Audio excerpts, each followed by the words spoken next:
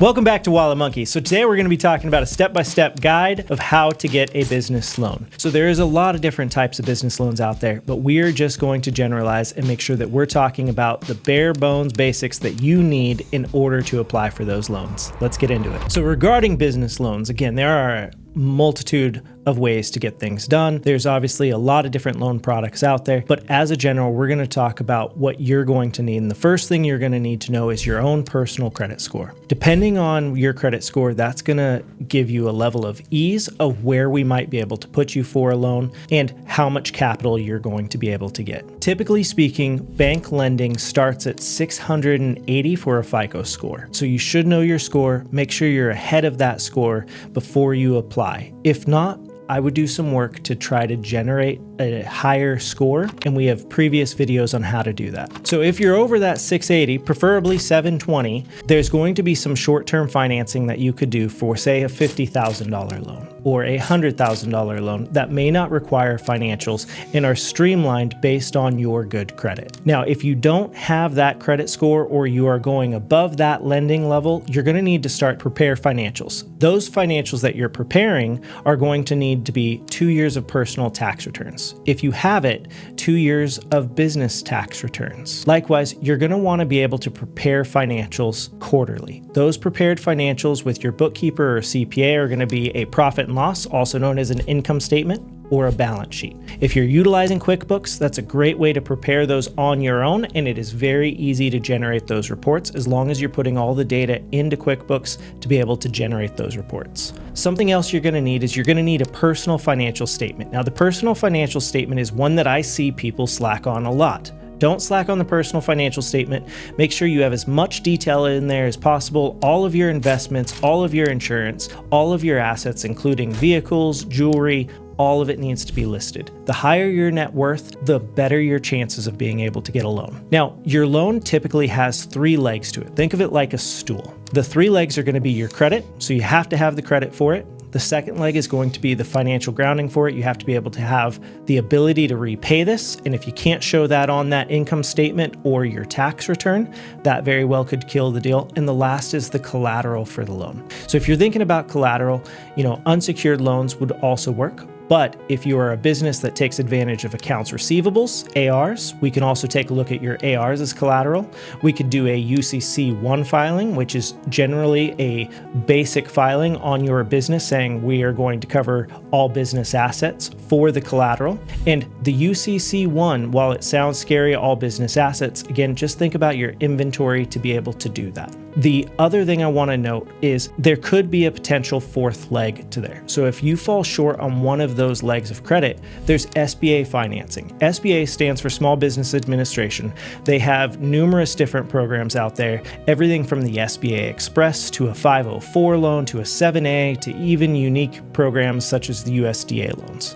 But that could really help support you if you are weak in one of those areas. The downside of SBA loans is typically the process is longer, there's more financials needed, and lastly, there's a lot more fees involved in that as well. One thing I want to talk about is how to write it down, what you're trying to accomplish, where your business started, and how this money is going to help you grow. Bankers have to fill out something called a credit memo. When they fill out that credit memo, that's going to go to an underwriter, and ultimately that's their plea to be able to approve the loan. That credit memo is much easier to write if you're essentially writing it for them. Don't think about including anything complicated about your business, but generalizations about how old is your business? Who are the primary partners and owners? What's the revenue been like? Are you growing? Has there been any issues that maybe need to be mitigated to an underwriter over the last few years? Again, these are the things that you start to think about when you're presenting your loan to the bank. The more prepared you are, the more ease you're going to find the underwriting process. Now, also talking about that underwriting process, something to note is that every single guarantor on the loan or every single owner of the business over 20% will need to be a guarantor on that loan. So you'll need to collect financials from every single partner who's over 20% ownership. The other thing that I think is very important, this is more so if you plan on doing any long-term lending with your bank,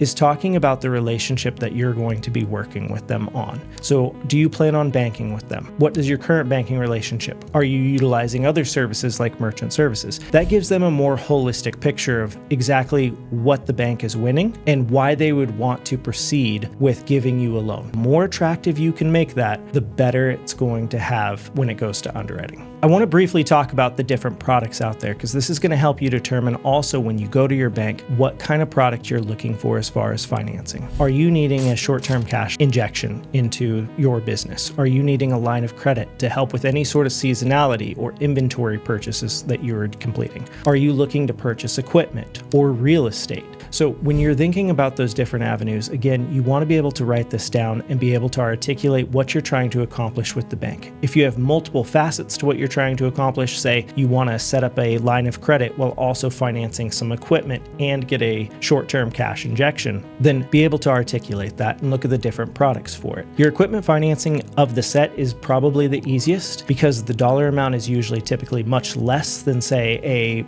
term loan, but it's also secured by the equipment. That's going to be your easiest. The second is going to be your line of credit. The line of credit may or may not need financials depending on where your credit score is at. And again, it's a fairly quick and easy process at most banks where they're going to see your credit. They're going to also see where you were income-wise and see if you're an established business. Once they check those 3 boxes, you're going to get approved for that loan. Now, the harder one of that is going to be things like your cash injection loan. You're growing, you want to acquire another business. Those are much, much harder because there may not be collateral for those. Instead, you have to really articulate how is that cash injection going to help your business grow? Where's that money going to be utilized? Or likewise, is this going to save you any money because you're making investments elsewhere? The longest loans, as far as time frame to get done, are going to be your real estate loans. So your commercial real estate loans are going to be some of your most complicated because you're going to have to go through things like an appraisal, an environmental.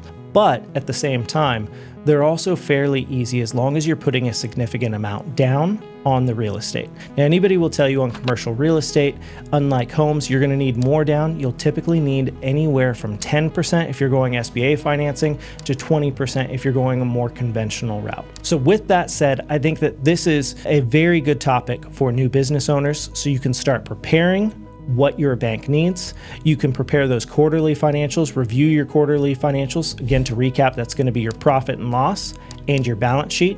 You're going to prepare your tax returns in a way to where you are showing some profit to be able to repay the loan. When I say repay the loan, what they're going to take a look at is they're going to look at your total debt that you have personally and the business has, and then they're going to take a look at the income that you have to make sure that not only are you able to afford the new loan, but your existing loans that you've previously had. Once you have that, you're then going to articulate to the bank who your business is, why they need this loan, how it's going to help them, because that's going to just make the bank's job that much easier, making, again, a much more streamlined process for being able to approve your loan. So thank you so much. I really hope that this was helpful. And again, if this is something you find interesting, you want us to delve deeper into the various types of loans, what's required for, say, a more complex loan like a commercial real estate loan, we'd love to go into that for you. Just let us know.